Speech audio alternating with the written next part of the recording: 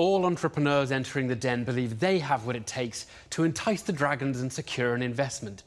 Next up is prolific product designer Chris Ellsworthy, who thinks he has a world's first in the DIY market.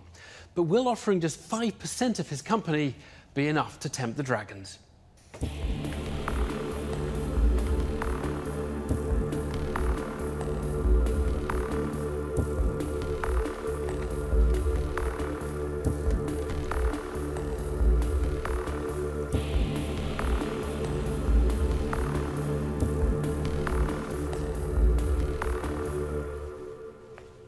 Hello, my name's Christopher Ellsworthy.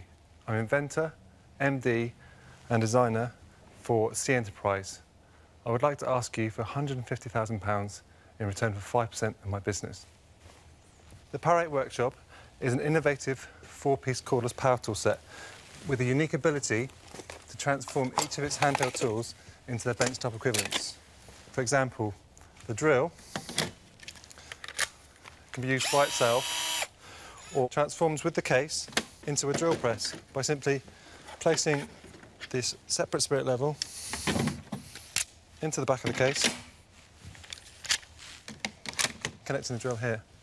There's 8 functions in total for this case, including a circular saw, which when combined with the case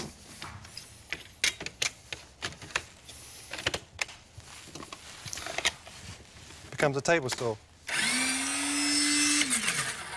It all runs cordlessly from the 2 power handles that are supplied with it, and when packed, it's one of the smallest 4-piece cordless power tool on the market. We are rapidly growing. The POWER8 workshop is our first product, and with this product alone, in the last year and a half, we've turned over £2.7 million with a gross profit of 25%. I look for your help to push my company to the next level. I'd like to answer all your questions, and please feel free to look at any of my products. A deft presentation from Bristol-based Christopher Ellsworthy. He needs £150,000 to turn his extensive collection of cordless DIY tools into a worldwide brand, and is willing to give away 5% in return. You make all of these products? Yes, they are our own products. Your design? Yes. And what's your favourite product? So this is a lithium-ion DC multi-tool. Peter Jones is first to question the inventor. This product I've just picked up, can you treat me like a 3-year-old? Okay. I've no idea what this is. Unlike normal and conventional saws, there's no rotating output. The output shaft moves backwards and forwards very quickly. So on that output shaft, you can put a number of different applications, including a saw blade or a sanding pad. Wow. Look at that. And why are you so proud of this? Because we've been demonstrating it a lot at trade shows. It's very functional, very light, very robust, it's really well made, and it's going really well down with DIY enthusiasts and tradesmen alike. It looks fantastic. I mean, you demonstrated the multi-box. Is that what it's called? The POWER8 workshop, because of its 8 functions. So you get a drill? A drill, a jigsaw, a circular saw and a torch. On the back, there are further accessories, including drills and drivers, which the customer can take out and use separately. To design something like this, which is practical, that's great British know-how. Thank you. I mean, it's fabulous. The company is broken into smaller parts. We have a company in Hong Kong, a company in the UK, and one in Czech Republic. My partner in Hong Kong, he handles the cash flow, logistics, and sells the products from Hong Kong company. The projections have gone down well in the den, but the disclosure of an absent but key business partner is unsettling for a potential investor. Theo Perfitis demands more information. I'm a product design engineer. My trade and expertise is in designing and inventing products. I'm not a natural businessman. If I came today and offered you just the UK company... But you haven't, and you can't. can't. But because I thought if I came here today and just offered you the UK company... We wouldn't... You wanted a piece... You're absolutely right. We wouldn't be able to invest in a UK company because it doesn't own the IP rights. So you've got yourself in an uninvestable position. To say, give me 150 grand for 5% of this, that and the other, and several partners out there, we're just asking for trouble. You're asking us not just to give you £150,000, but actually give us a massive headache. And that's why I'm going to say I'm out.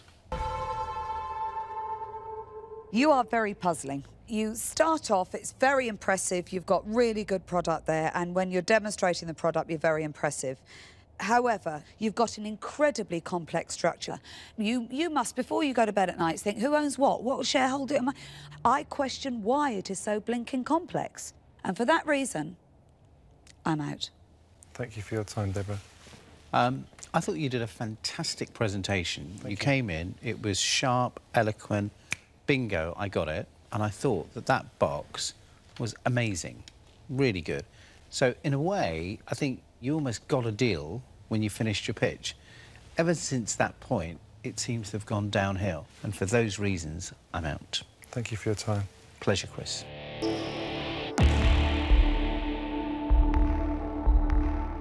Two more dragons walk away from the deal, and the nervy inventor's chances of investment are looking slim. Will Peter Jones agree with his rival's concerns? Let's look at the facts. Okay. You've got a business at the moment that is currently a 55k loss. Yes. You've got shares that are owned by various people. You have other investors. However, the good things that you've got is you.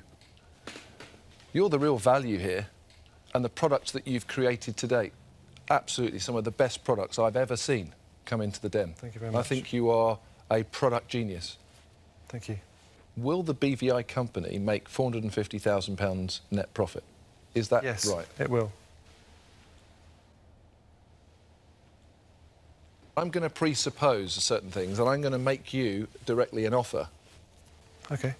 So my offer to you is the full amount of money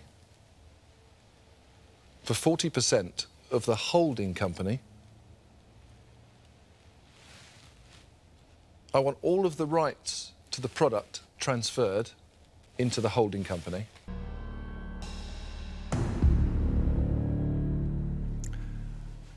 That values my company an extremely low amount. Really? What do you think that values your company at by getting me involved? Well, I don't know. I've never worked with you so far.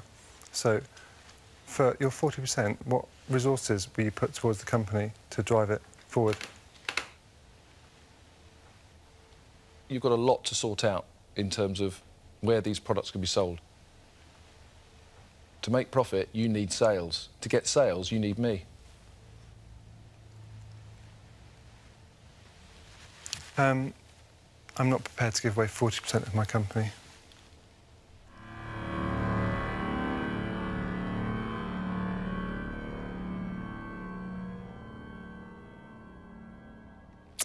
I agree with Peter. I think you're a great designer. It's a great product.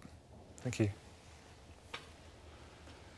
I think his figures were a little bit on the tight side, but yours are too much the other way. I would value the company at £150,000, not for 40%, but I'd value it at 30%. And I'd be willing to offer you half the money for 15%. Under the same conditions and criteria that Peter's already laid out.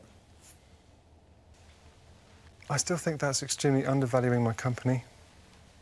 What about if I offer you half the money for 15%, so you give away 30% of the overall, but the minute that you repay that money, you go back and you get down to your 20%? I think it's your turn to speak, Duncan.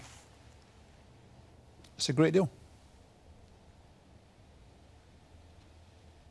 Don't forget, you're going to make a £450,000 profit in this business.